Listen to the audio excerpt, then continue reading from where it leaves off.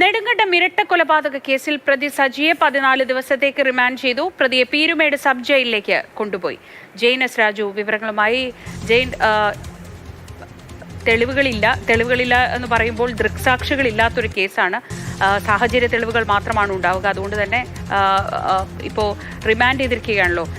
തെളിവെടുപ്പ് പൂർണ്ണമായും ഇത് ഇയാൾ തന്നെയാണ് ചെയ്തതെന്ന് തെളിയിക്കാൻ ആവശ്യമായ തെളിവുകളൊക്കെ പോലീസിന്റെ കയ്യിൽ കിട്ടിയോ?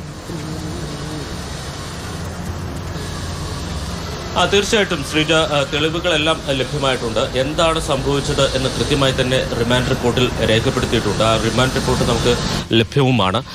4-ാം തീയതിയാണ് ഈ കൊലപാതകങ്ങൾ നടക്കുന്നത്. അന്നേ ദിവസം റെജി എന്ന് പറയുന്ന കൊല്ലപ്പെട്ട സജിയുടെ സഹോദരൻ മദ്യപിച്ച് വീട്ടിലെത്തി. ഈ സമയത്ത് റെജിക്ക് സജി ഭക്ഷണം എടുത്തു കൊടുത്തു.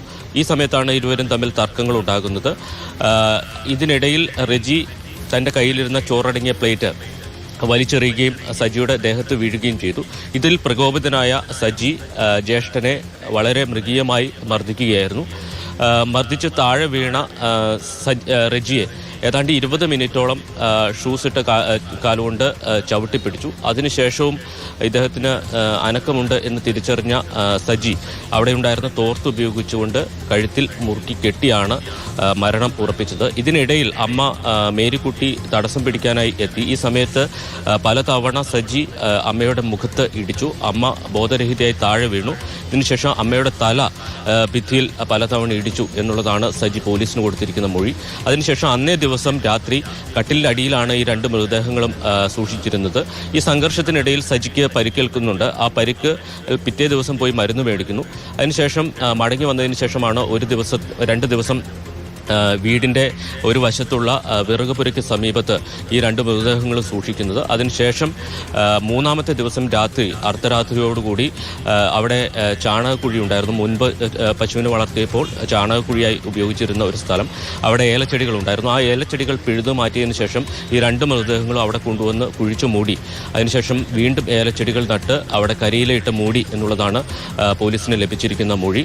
അതോടൊപ്പം തന്നെ ഈ തെളിവ് നശിപ്പിക്കുന്നതിൻ്റെ ഭാഗമായി രക്തം പുരണ്ട വസ്ത്രങ്ങളൊക്കെ സമീപത്തിട്ട് കത്തിച്ചു കളഞ്ഞു എന്നുള്ളതാണ് സജി പറഞ്ഞിരിക്കുന്നത്. സ്വത്ത് തർക്കം, അതായത് ഈ അവർക്കുണ്ടായിരുന്ന 1.5 ഏക്കർ ഭൂമിയാണ്. ആ ഭൂമി വീതം വെക്കാൻ റെജി സമ്മതിച്ചിരുന്നില്ല. കൂടാതെ പിതൃത്വം പലതവണ ചോദ്യം ചെയ്തിരുന്നു. സജിയുടെ പിതൃത്വം ചോദ്യം ചെയ്തു. കൂടാതെ വിവാഹം കഴിക്കാൻ അനുവദിച്ചിരുന്നില്ല. ഈ 3 കാരണങ്ങളാണ് ഈ കൊലയ്ക്ക് കാരണമായിട്ട് സജി പറയുന്നത്. എന്തായാലും വിശദമായി ചോദ്യം ചെയ്യേണ്ടതുണ്ട് ഇനി സജിയെ. മാത്യു, പ്രത്യേകിച്ച് സജിയുടെയും റെജിയുടെയും പിതാവായിട്ടുള്ള മാത്യുവിൻ്റെ തിരോധാനം 2018 സംഭവിച്ചതാണ്. അപ്പോൾ ആ കേസ് അടക്കം വിശദമായി പരിശോധിക്കേണ്ടതുണ്ട്. ഇതിന് ഇയാളെ വീണ്ടും കസ്റ്റഡിയിൽ വാങ്ങി ചോദ്യം ചെയ്യും.